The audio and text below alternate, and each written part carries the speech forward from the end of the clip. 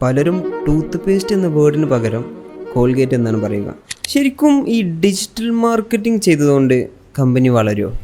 പലപ്പോഴും നമ്മൾ കാണാറുണ്ട്, ഇത്ര എമൗണ്ടിൽ ഇത്ര വീഡിയോസ് ചെയ്തുതരാം, ഇത്ര പോസ്റ്റേഴ്സ് ചെയ്തുതരാം, അതുപോലെ തന്നെ ഇന്ന ആളെ വെച്ചിട്ട് ഞങ്ങൾ വീഡിയോസ് ചെയ്തുതരാം എന്നൊക്കെ. എന്നിട്ട് അതിനെ ഡിജിറ്റൽ മാർക്കറ്റിംഗ് അല്ലെങ്കിൽ ഓൺലൈൻ മാർക്കറ്റിംഗ് ചെയ്തിട്ട് ഇത്ര കൺവേർഷൻസ് ഉണ്ടാക്കി തരാം എന്നുള്ള ഒരു ട്രെൻഡ് നിലവിലുണ്ട്. ഓക്കെ, ആ സമയത്ത് മേ ബി നിങ്ങൾക്ക് കുറച്ച് ബിസിനസ് നടന്നേക്കാം. അവിടെയാണ് ഞങ്ങളൊക്കെ ഫോളോ ചെയ്യുന്ന ബ്രാൻഡ് അപ്ലിഫ്റ്റിംഗ് എന്നുള്ളൊരു തീം വ്യത്യസ്തമാകുന്നത്.